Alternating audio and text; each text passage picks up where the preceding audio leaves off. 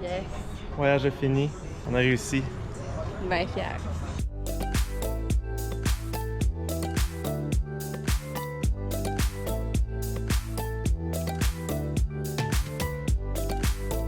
Lors du dernier épisode, on vous a laissé lorsqu'on était à Bruges. Maintenant, on enfourche nos vélos pour notre dernière destination, les Pays-Bas. Erika va vous expliquer l'objectif de l'épisode. Alors, ce matin, c'est le grand départ. On quitte la Belgique et on retourne aux Pays-Bas. Il nous reste seulement 6 jours à faire avant d'arriver à Amsterdam, qui est notre destination finale, parce que c'est de là qu'on reprend l'avion vers Montréal. On va en profiter au max, c'est le countdown. Ça y est, on a atteint la mer du Nord. Maintenant, on va la longer jusqu'à Amsterdam. Les dernières journées avec la Belgique, on était beaucoup en ville, on voyait beaucoup moins de nature, mais là, la mer va nous aider. Donc là, on suit ça jusqu'à la fin. Ouais, fait que là, le setup est prêt. On met ça, on fait play, on retourne, on fait semblant qu'on part vers là, puis on vient chercher la caméra. Go!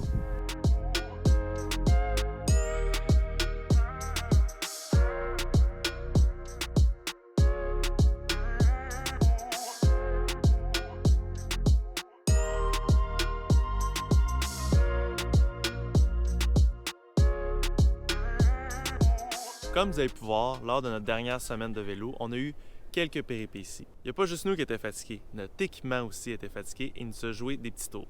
Donc là, j'étais ici sur le gazon, je faisais mes étirements tranquilles. Puis tout d'un coup, je me suis mis à entendre des bruits venant de la tente. J'avais l'impression quasiment qu'il y avait un feu qui était en train de prendre la tente. Fait que j'ai vraiment eu peur. Dépêché à aller vers la tente. J'ai dézippé la porte, puis finalement, genre, je voyais pas de feu. J'ai vu le matelas à Jean-Ben qui faisait comme un bruit de popcorn. Pop, pop, pop. Pop, pop, pop. C'était assez intense là, pour penser que c'est du feu. Son matelas avait une grosse bulle d'air comme ça. Puis ça gonflait. Je l'ai sorti dehors, j'avais peur qu'il se passe quelque chose dans la tente. Je l'ai mis ici, puis ouvert pour enlever la pression. Ça a redescendu, c'est correct là. C'est vraiment weird, puis ça m'a fait vraiment peur. J'ai aperçu que ça le fait aussi de l'autre côté. Fait que le matelas qui a 1 an a l'air complètement scrap. Fait que c'est bien beau dans la vidéo, mais concrètement, ben moi j'ai plus de matelas. On va dormir à terre. Avec le fun. Arrivé au souper, on a encore eu d'autres péripéties. Cette fois-là, on a joué avec le feu. On a quelques problèmes avec notre brûleur. On a fait bouillir des nouilles et là, le surplus d'eau a coulé sur le brûleur. Donc là, la flamme s'est éteinte, mais le gaz a continué de se disperser. Alors moi, je suis arrivé pour le rallumer. Ça a fait une méga grosse boule. Parce que là, il y avait du gaz qui était un peu partout. Donc là, ça a été, on a joué aux pompiers. Là, on essaie de repartir. Comme eau et gaz font pas bon ménage, mais on va reprendre là-dessus.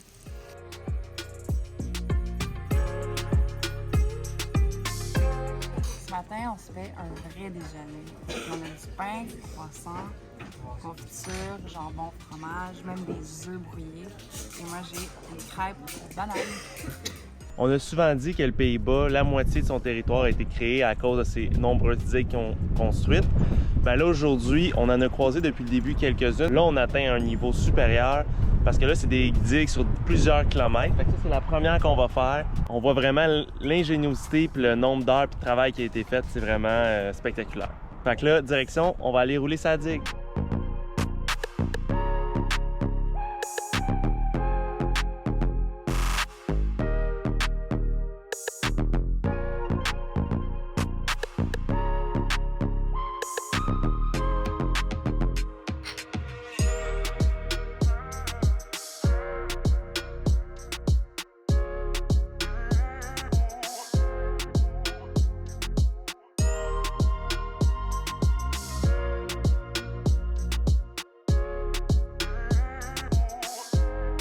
Après avoir roulé sur cette longue digue, nous avons voulu en apprendre davantage sur comment les Pays-Bas font la gestion des eaux.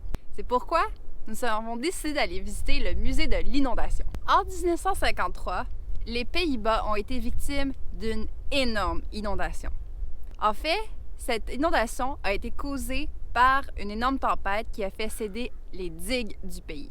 OK, peut-être pas toutes, mais certaines d'entre elles. Donc, plusieurs villages qui se trouvaient en dessous du niveau de la mer se sont retrouvés ensevelis sous le courant d'une énorme rivière. Cet événement a fait presque 2000 morts humaines sans compter tous les animaux qui sont décédés. C'est la raison qui a poussé le pays à investir autant dans la protection de son territoire.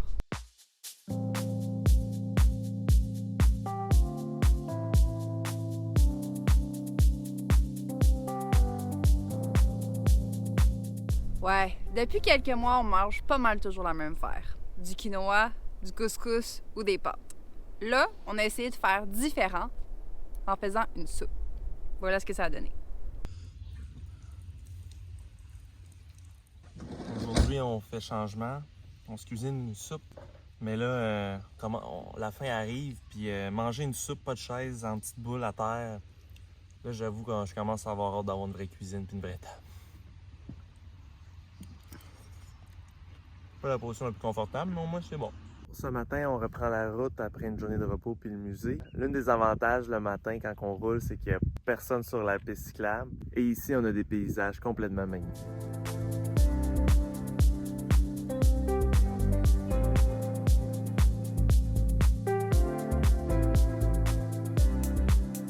On vient d'atteindre 3000 sur notre odomètre!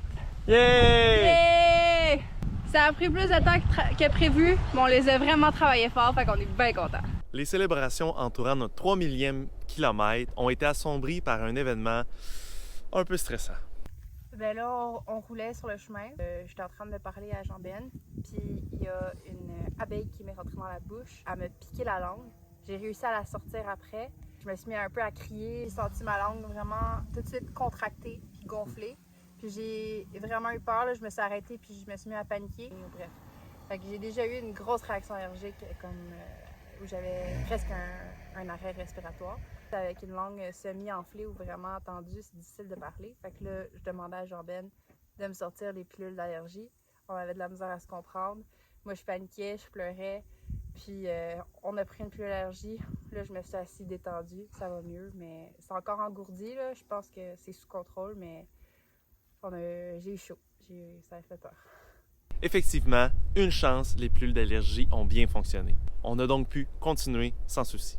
Aujourd'hui, on va traverser la dernière île, là où il y a toutes les digues, pour se diriger vers l'une des plus grandes villes des Pays-Bas, Rotterdam. Wahoo!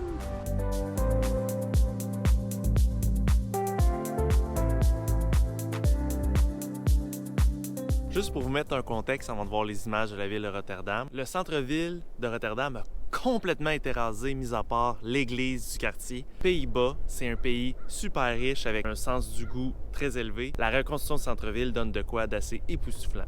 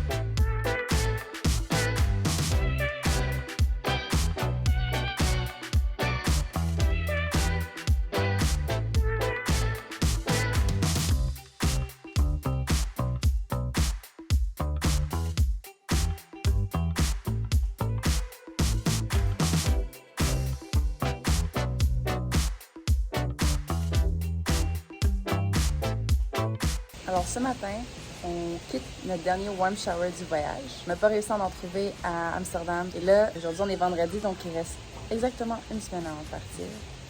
Puis 2 jours de vélo avant d'arriver à Amsterdam, donc ça sent la fin.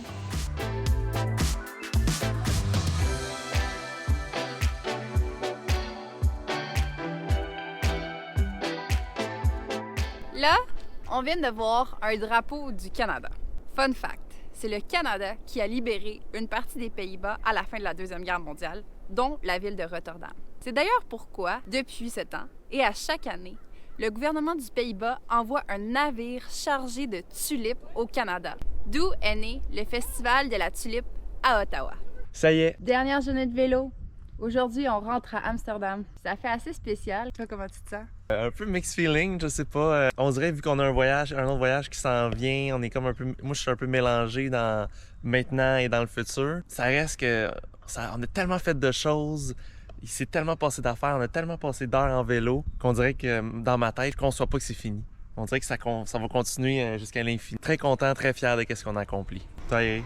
Ben, de mon côté, c'est un mélange de fébrilité. J'ai beaucoup passé au voyage cette dernière semaine, de tout ce qu'on a accompli.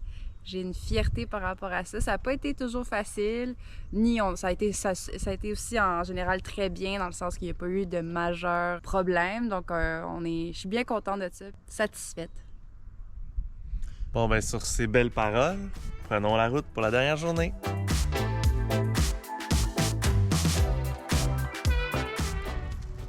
Dernière journée! Wouhou!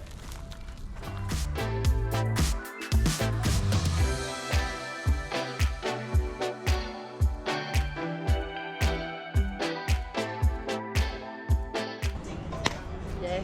Voyage est fini. 3300 km. On a réussi. Bien fière. Fait que là, c'est le temps de se reposer et d'en profiter.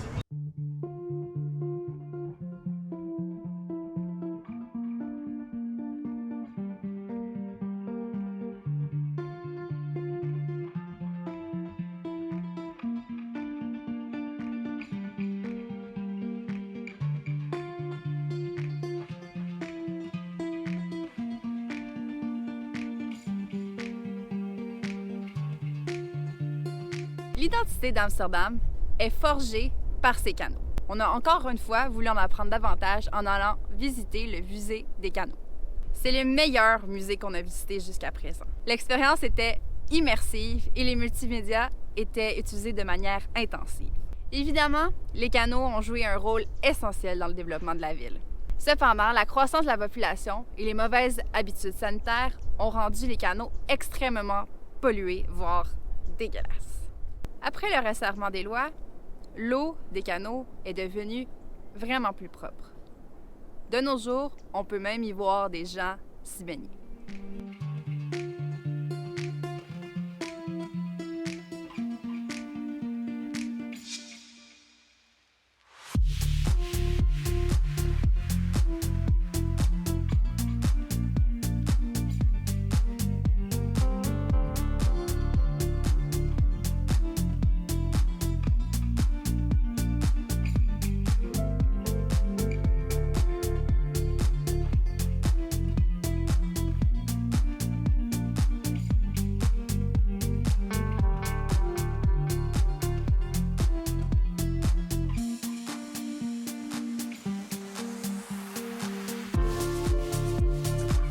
Là, on était tout contents, tout fiers d'arriver à Amsterdam. C'est la fin, gros party.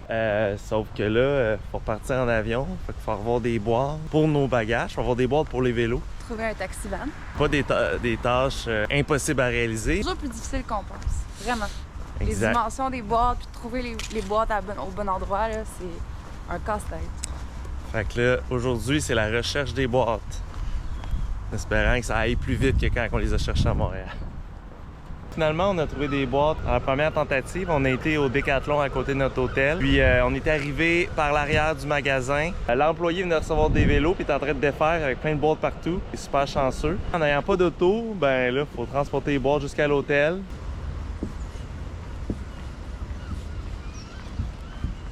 Là, on a trouvé ce matin les boîtes de vélo, mais l'étape numéro 2, qu'on pensait qu'elle allait être la plus simple, finalement c'est elle qui a été la plus longue, c'est trouver une boîte, nos bagages, parce qu'on a juste des sacoches de vélo. Fait que là, finalement, on a appelé à plein de places, on est allé à plein de quincailleries, il n'y avait rien. Puis là, finalement, on était dans un truc d'entreposage, puis là, on a trouvé des boîtes qui font parfaitement ce qu'on veut. On passe la journée là-dessus, mais là, je pense qu'avec ça, on a nos boîtes de vélo, nos boîtes de bagages. Fait que, première affaire, on n'a pas un pick-up, hein? On a des vélos. Fait qu'on fait vraiment avec les moyens du bord. Erika avec ses bubble choses. Ça fait déjà.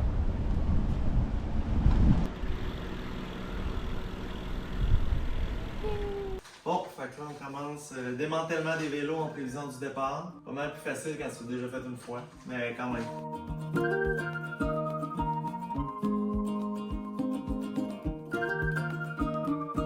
Avant d'embarquer dans l'avion et partir vers Montréal, voici les choses que nous avons retenues des Pays-Bas.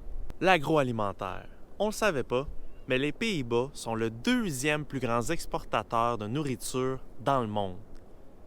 Quand on a vu ça, on se comprenait pas comment un petit territoire peut autant produire d'aliments. L'avantage de tout ça, c'est qu'on va dans les épiceries, les produits organiques, les produits frais, les fromages. C'est un festival dans chaque épicerie qu'on va pour choisir ce qu'on veut, puis ça coûte vraiment pas cher. Le désavantage, mais l'aménagement du territoire, il y a des fermes, il y a des serres partout. Les agriculteurs ne savent pas où mettre le purin. Il y a une pénurie de logements parce qu'il n'y a pas de territoire. Donc, ça vient quand même avec quelques désavantages. La beauté du territoire. Les Pays-Bas, comment dire, tous les villages sont magnifiques, sont bien entretenus, c'est impeccable. Tous les bâtiments, il n'y a pas beaucoup de bâtiments laissés à l'abandon. Tout est bien rangé, propre et bien entretenu. Et comme je vous parlais avec Rotterdam, le Pays-Bas, on a une sensation qu'il y a un sens de l'esthétique. Tout est beau.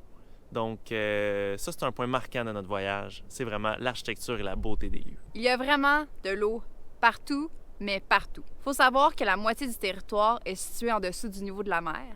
Donc, les multiples canaux servent de bassin de rétention. Et dans le temps, lorsqu'il y avait des pluies, c'est avec ce niveau-là de canaux qu'on pouvait s'assurer de garder la majorité du territoire au sec.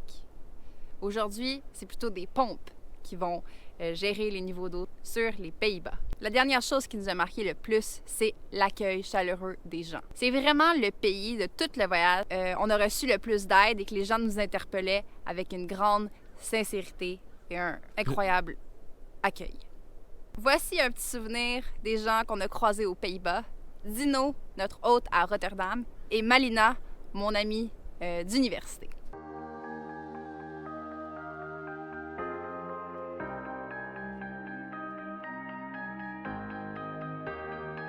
Les trucs sont maintenant emballés. On peut se diriger à l'aéroport pour le départ du voyage.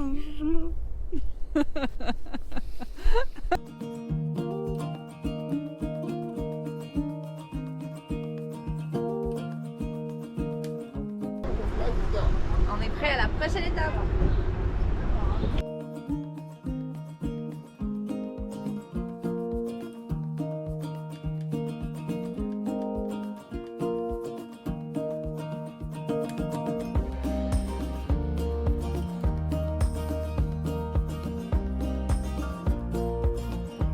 Au moins, on sait que nos vélos et nos bagages reviennent à Montréal avec nous autres.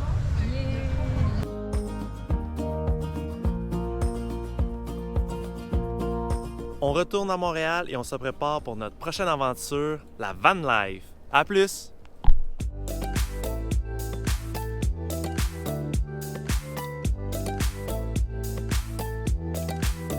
Amen.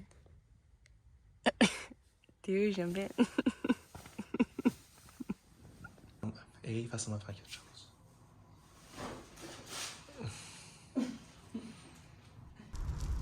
Amsterdam, on arrive!